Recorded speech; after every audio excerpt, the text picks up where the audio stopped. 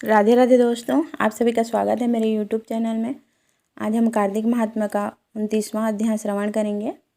राजा पृथु ने कहा, हे मुनिश्रेष्ठ, आपने कलह द्वारा मुक्ति पाए जाने का वृतांत मुझसे कहा, जिसे मैंने ध्यानपूर्वक सुना। हे नारद जी, यह काम उन 2 नदियों के प्रभाव से हुआ था। कृपया यह मुझे बताने की कृपा कीजिए।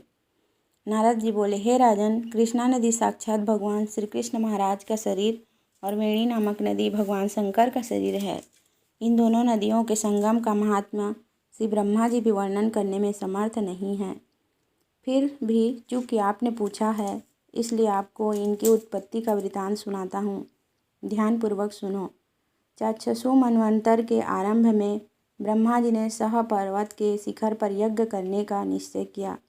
वह भगवान विष्णु, भगवान शंकर तथा समस्त देवताओं सहित यज्ञ की सामग्री लेकर उस पर्वत के शिखर पर गए। महर्षि भृगु आदि ऋषियों ने ब्रह्म मुहूर्त में उन्हें दीक्षा देने का विचार किया। तत्पश्चात भगवान विष्णु ने ब्रह्मा जी की भार्या त्वरा को बुलवाया। वह बड़ी धीमी गति से आ रही थी। इसी बीच में भृगु जी ने भगवान विष्णु से पूछा, हे प्रभु, आपने त्वरा को शीघ्रता से बुलाया था, वह क्यों नहीं आई? ब्रह्म मुहूर्त निकल जाएगा। इस पर भगवान विष्णु बोले, यदि त्वरा यथा समय यहाँ नहीं आती है तो आप गायत्री को ही स्त्री मानकर दीक्षा विधान कर दीजिएगा। क्या गायत्री पुण्य कर्म में ब्रह्मा जी की स्त्री नहीं हो सकती? नारद जी ने कहा, हे राजन, भगवान विष्णु की इस बात का समर्थन भगवान शंकर जी ने भी किया। यह बात सुनकर भृगु जी गायत्री को ही ब्रह्मा जी के दाईं ओर बिठाकर दीक्षा विधान आरंभ कर दिया। जिस समय ऋषि मंडल गायत्री को दीक्षा देने लगा, उसी समय त्वरा भी यज्ञ मंडप में आ गई। ब्रह्मा जी के दाईं ओर गायत्री को बैठा देखकर ईर्ष्या से कुपित होकर त्वरा बोली, जहाँ अपूज्यों की पूजा और पूज्यों की अप्रतिष्ठा होती है, वहाँ पर दुर्भिक्ष, मृत्यु तथा भय तीनों अवश्य हुआ करते हैं। यह गायत्री ब्रह्मा जी की दाईं ओर मेरे स्थान पर विराजमान हुई है, इसलिए यह अदृश्य बहने वाली नदी होगी। आप सभी देवताओं ने बिना विचारे इसे मेरे स्थान पर बिठाया है, इसलिए आप सभी जड़ रूप नदियाँ होंगे। नारद जी राजा पृथु से बोले, हे राजन, इस प्रकार त्वरा के श्राप को सुनकर गायत्री क्रोध से आग बबूला होकर अपने होंठ चबाने लगी।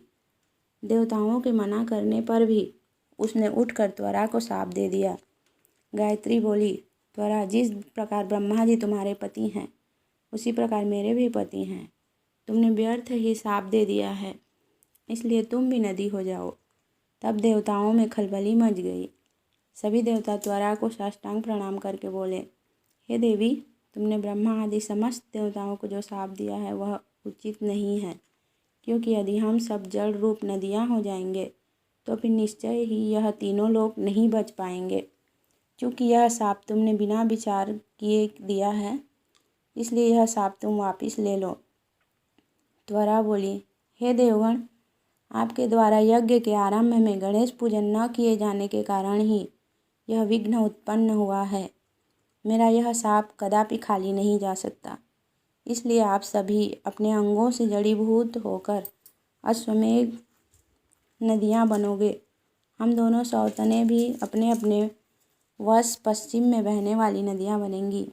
नारद जी राधा पृथु से बोले, हे राजन, त्वरा के यह वचन सुनकर भगवान विष्णु, शंकर आदि सभी देवता अपने अपने अंशों से नदियाँ बन गए। भगवान विष्णु के अंश से कृष्णा, भगवान शंकर के अंश से वेणी तथा ब्रह्मा जी के अंश से ककुदमवती नामक नदियाँ उत्पन्न हो गई। समस्त देवताओं ने अपने अंशों को जड़ बनाकर वहीं सहा पर्वत पर फेंक दिया। फिर उन लोगों के अंश पृथक पृथक नदियों के रूप में बहने लगे। देवताओं के अंशों से सहस्त्रों की संख्या में पश्चिम की ओर बहने वाली नदियाँ उत्पन्न हो गई। गायत्री और त्वरा दोनों पश्चिम की ओर बहने वाली नदियाँ होकर एक साथ बहने लगी। उन दोनों का नाम सावित्री पड़ा। ब्रह्मा जी ने यज्ञ स्थान पर भगवान विष्णु तथा भगवान शंकर की स्थापना की। दोनों देवता महाबल तथा अतिबल के नाम से प्रसिद्ध हुए। हे राजन, कृष्णा और वेणी नदी की उत्पत्ति का यह वर्णन जो भी मनुष्य सुनेगा या सुनाएगा, उसे नदियों के दर्शन और स्नान का फल प्राप्त होता है। 29वां अध्याय संपूर्ण। जय श्री कृष्ण। राधे राधे।